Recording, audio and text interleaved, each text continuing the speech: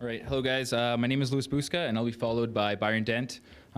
Together, we're going to be talking about some of the gaps that we have in our community, specific the generational gap, and the disconnect between some youth and their older generations.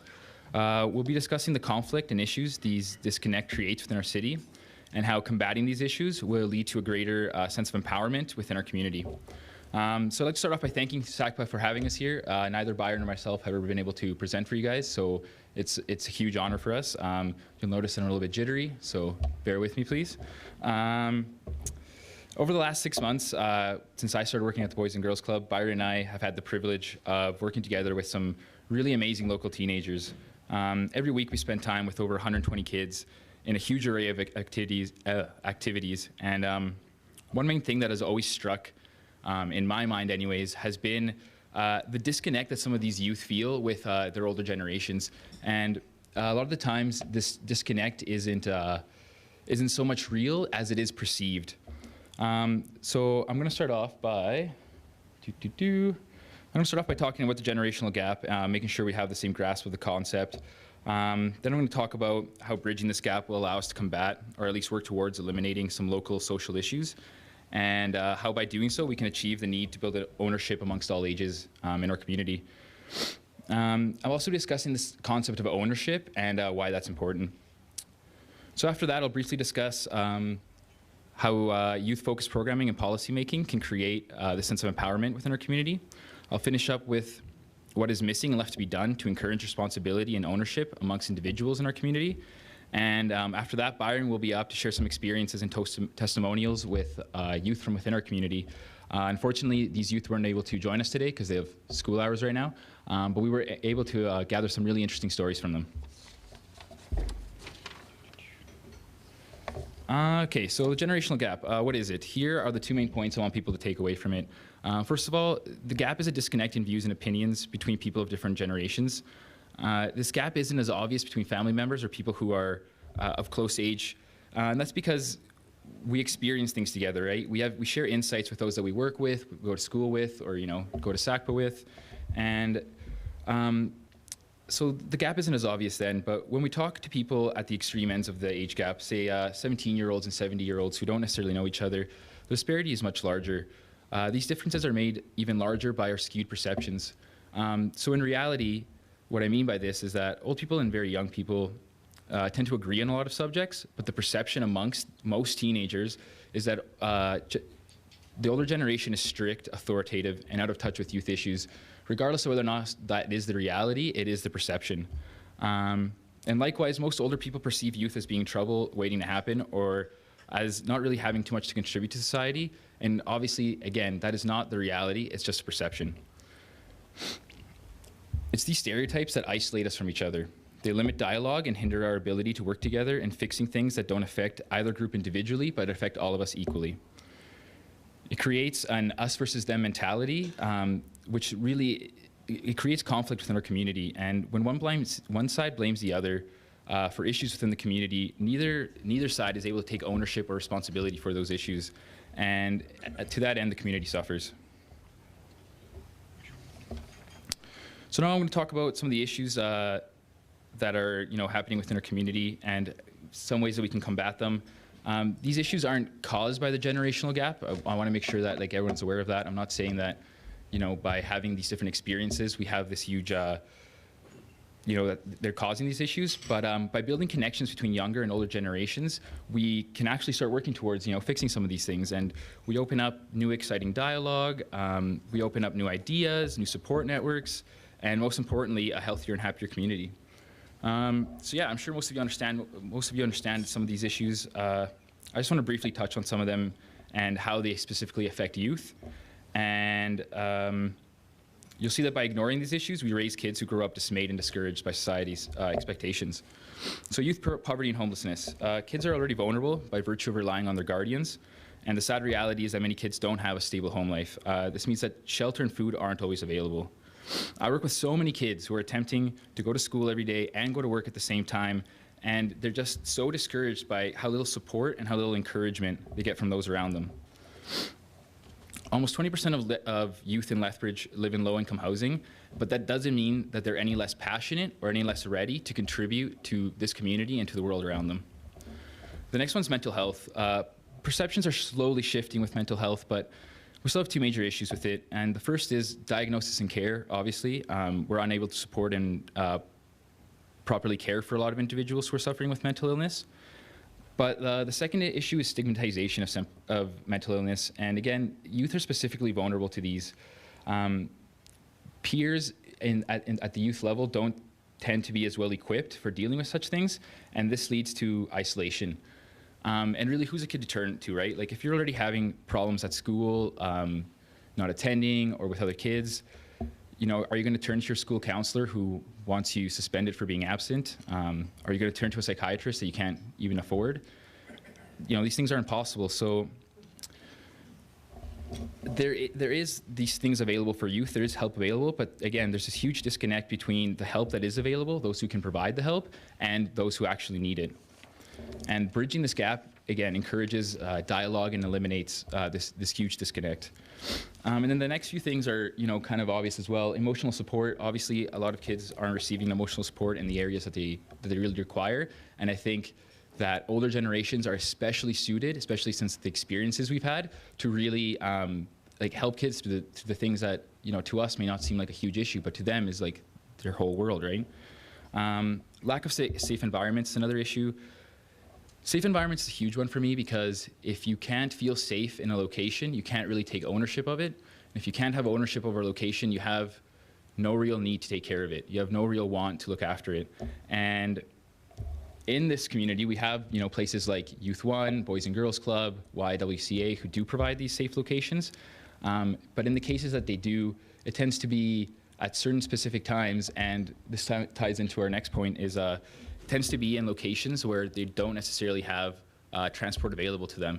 And transport is so important for getting to your safe environment. If you don't have a way to get to your safe environment, it really is pretty much pointless to you, right?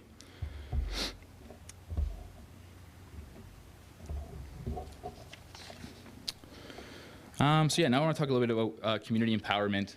Byron will be talking a bit more about this specifically in a few minutes here, but I really want to drive home how important it is for all of us as individual members of this community to really start caring and looking out for each other. We're not in this alone, and we don't have to be. And when we start looking after each other's issues, we start realizing that our own issues get solved along the way. A community that works together is able to deal with things like unemployment, homelessness, mental health issues. A community that isn't working together is going to find it a lot harder to be able to balance all those issues out and figure out how to solve them. We often talk about building a better tomorrow for our youth, but we rarely talk about building better youth for tomorrow. Unless we start helping youth find safe and enjoyable environments, jobs that fit their skills, and helping them find ways in which they can get around town affordably, we're going to end up with a generation of people who have little connection to the city of Lethbridge.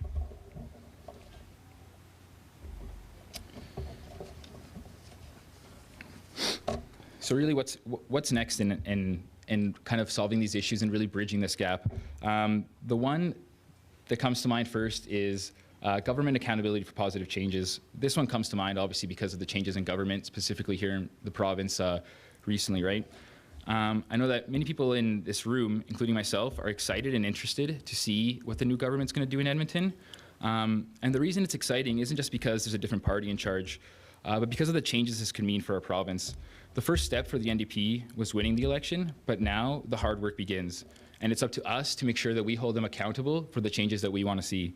We as a unified people, young and old, need to embrace this chance to make sure that we keep holding our government accountable and that they do the things that they've promised us to do. The next one here is individual ownership of community. This one comes into things I've been talking with some of you in this room even about how we have this, again, perceptions, right? We have this general idea that older people in the community don't have as much to offer, younger people don't know what to offer yet, and I think that by bridging that gap, right, by finding ways to work together, we can really take ownership of this community. That means, you know, thinking about the things we do and don't do when it comes to working together. We just need to take ownership and not only over the good things, but over the bad things as well.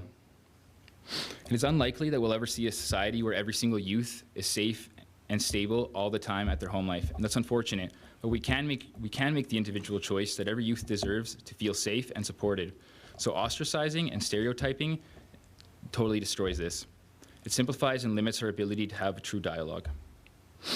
The last one here is a collective willingness to embrace and challenge the needs of the community. What I mean by collectiveness is doing it together, right? Everyone wants to improve their community, and we really need to work together, which is why, organizations such as SACPA are so important. This is the most important one to me as well, because even though I'm just saying that it's an individual choice, it won't be until we work together that we can tackle these issues. There needs to be a collective willingness to add dialogue about change and what that change will look like and how it will be implemented. This discussion can't proceed the way it has in the past. We need to include everybody in order to make sure that we're solving everybody's issues. So yeah, that's kind of it for me. I hope I've conceptualized these different ideas that we're discussing in an okay manner. I'd like to thank SACPA once again for letting me talk up here. And now I'd like to introduce Byron Dent, who's going to be sharing some stories about the kids we work with and kind of the ideas that they've had on how we can truly bridge the gap between members of our community. Thank you.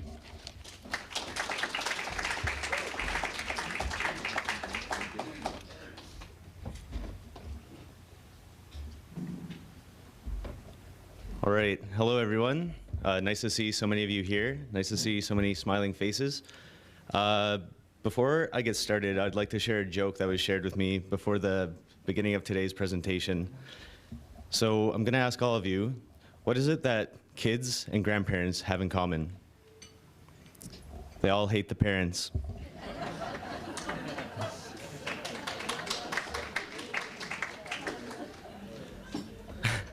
All right, now that we're all kind of settled in here, we can move forward. So, yeah, once again, my name is Byron Dent. I'm the Youth Services Director at the Lethbridge Boys and Girls Club, and it's been my privilege to work with a whole bunch of different organizations to make Youth Week a huge success. It's good to see everyone here engaged in learning more about their communities and issues in the communities, and that's what we're here to discuss. I'm going to be talking a little bit about some stories that have been shared with me and my colleagues over the past little while. I think it's it's really important to kind of be able to add some flesh and really have a deeper understanding of concepts through the use of personal accounts and stories. As Lewis was saying, the youth that we would love to have here couldn't be here today for school obligations, work obligations, or just in general dealing with their life issues. So it's my privilege to kind of speak on their behalf and really try and describe some of the things that they go through and what it means for bridging the generational gap between communities. So the things I'll be talking about is why testimonials are important, especially what I've learned about how they can develop communities. Then I'm going to be sharing stories of 3 youth from our program that I've had the privilege of working with. So the importance of testimonials. Personal accounts are hugely powerful.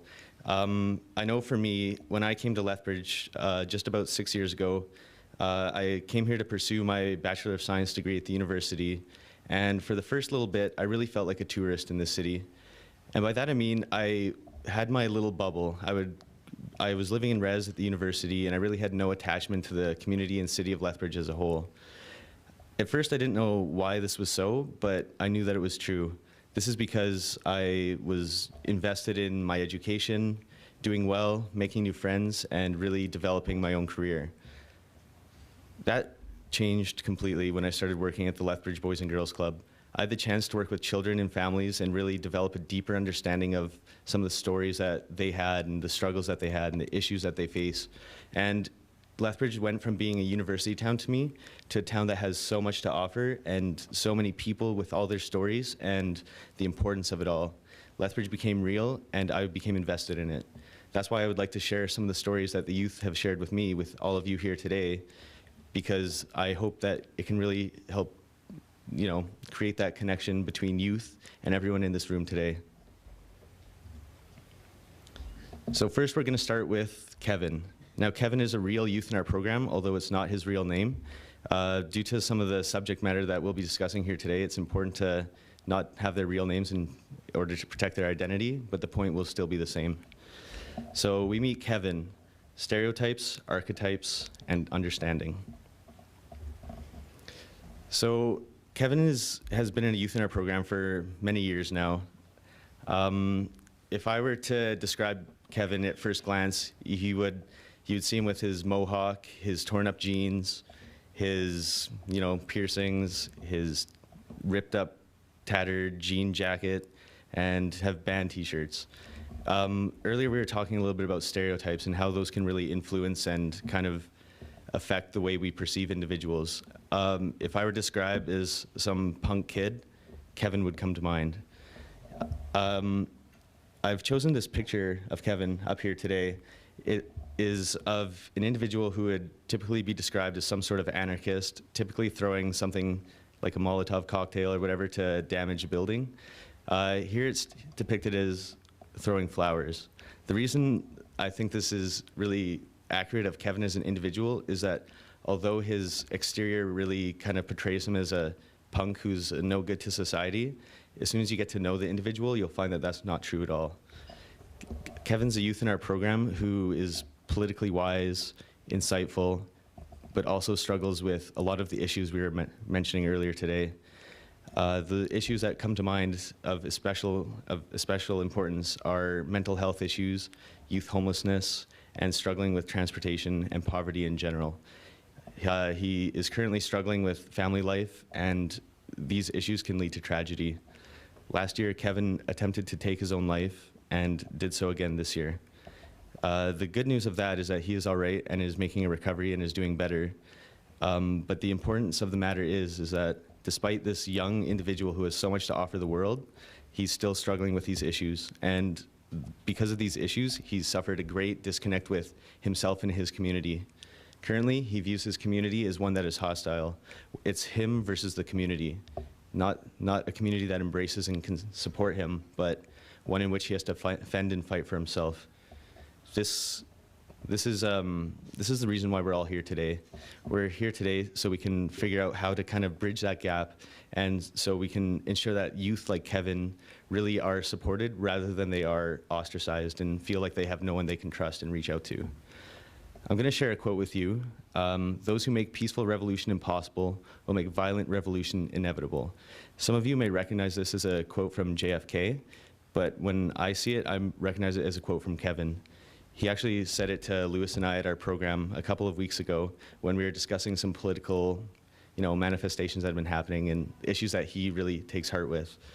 I think it's very accurate in describing that although there's this punk-looking kid who has had so many hard struggles with his community and with himself, I really think that this shows that deep down inside, Kevin is a youth who's intelligent, capable of caring, and who needs support.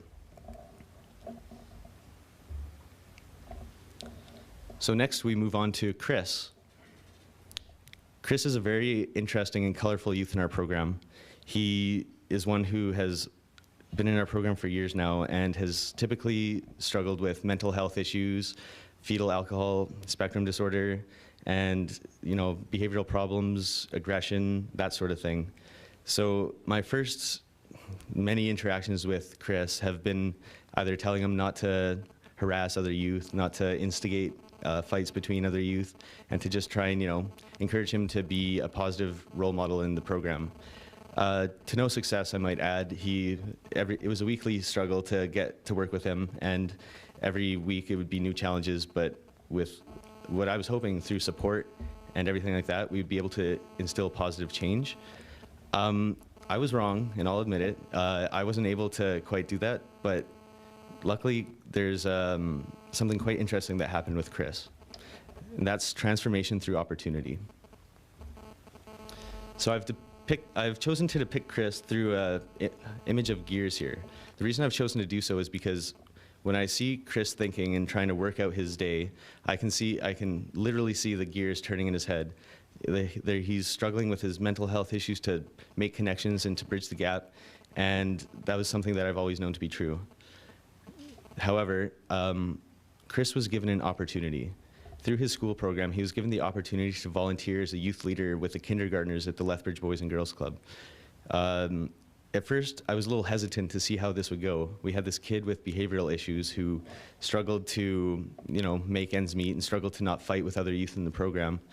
And I was a little hesitant to see how, 5-year-olds half his height would be able to handle him and the issues that he has. To my surprise, I was informed by colleagues that Chris was able to not only interact and engage with these young kindergartners, these young 5-, 6-year-olds, but also to be one of the best leaders that they'd ever had. This became clear to me when I heard that Chris had spent an hour reading stories to a 6-year-old before she had to go to school. The Chris that I knew from our drop-in program would have never, ever done that. And it was a learning experience for me, and I think a learning experience for all of us. Although we have these youth who are rough around the edges, who are painted in pictures and stereotypes of having these mental health issues and struggles and everything like that. I think if we do give them the chances to be leaders and to be responsible, then I really and firmly and absolutely believe that they can become leaders and succeed through the opportunities that we give them. This is a quote that Chris has said to me, and I'll read it to you all now. "I just don't want the kids to see me fight. I don't want them to be scared." This was when Chris was worried about some other peers in the program jumping him and attacking him outside in the community after school, when he was at the Boys and Girls Club or going to other youth programs. And when he said this to me, I really found that it showed a change in himself and his perception of the community. He went from having an introspective kind of bubble to understanding that violence in the community could negatively impact the development of these young kindergartners. I really thought it showed maturity and transformation through opportunity in himself. So next we go on to Greg. Greg is a little bit unlike the other youth that I've previously discussed, in the sense that he is one of the most intelligent, caring, and introspective individuals I've ever had the pleasure of working with. Greg made the transformation from being just a youth in our program to being a youth leader and a youth volunteer. On our Monday nights, we have our younger age group, 11 to 14, and Greg, being a 17-year-old, came to join us and engage with some of the youth in the program. There was no doubt in my mind that he would flourish and that he would succeed, and I was not proven wrong. I've chosen this image to depict Greg because he's a caring individual who is empathetic by nature. And the reason I think it's important to mention Greg is because if you got a first look at him, you would see a youth with long, slick back hair, always hanging in large groups of teenagers and being completely covered in tattoos. And you wouldn't expect to find such a caring, optimistic, and wonderful individual. We are super fortunate to have him in our program, and it is my pleasure to share his story with you today. He actually wrote out a full-page testimonial that I'll be reading to all of you now, and I think that you will find that it is as moving as it is as insightful and intelligent. When I first started attending the Boys and Girls Club as a youth, it was a very foreign environment to me. Even though I thought I wouldn't fit in here, they made me feel very welcome and safe. I started to make friends and meet new people because I was encouraged to open up and be myself and feel confident about it. After a couple of years of coming as a youth and the way things worked out with my school, it opened a new opportunity for me to start giving back to the people who gave me a safe place to hang out. Shortly after I started volunteering, I started to learn and find interest in things I never thought I would. I really enjoy coming to the club as a youth because it's a comfortable place to meet new people, play games, or just escape for a while. I also like to come as a volunteer because it's fun setting up activities and games for the kids to play. As a volunteer, I like to see new kids start to attend and see them go from being really shy and quiet to joining in games and engaging in conversation with new people. I feel like the club is very important for supporting growth and development of the youth, and I think it's important to make them feel welcome every time they come. It's also nice for the youth to have other people to look up to. I'm going to continue to volunteer because I find great joy in coming and hanging out and giving a helping hand. I know that for myself, to have a youth, a 17-year-old say that, is pretty surprising. I know when I was 17, I was more concerned with getting into trouble and making sure I could stay out with without my parents' knowledge. And I think that Greg is a youth individual who really would put 17-year-old Byron to shame back there. Yeah, so as far as what we've been talking about, I really think that through the examples of some of the youth that we've been talking about, Kevin, Chris, and Greg. I really think that they kind of provide us with that real life examples of some of the concepts that Lewis was talking about. And I think all of us here will agree that in order to have youth invest in our community and have communities invest in youth, we need to share these stories. We need to share our stories. Everyone in this room used to be a youth at one point, and so many are still young at heart today. And I know that the fire I see in the youth's eyes, we all have here today. And when we work together and care about these issues and talk about these issues, we can really make a difference. So once again, thank you to SACPA and everybody here today. Thank you so much for having us. This is a wonderful venue, a wonderful location. Thank you to Jeff from United Way. Thank you to Lewis for speaking. And thank you to SACPA for hosting these kind of events. And yeah, all of you here today, we're the ones who can make a difference. And let's get to work. Thank you.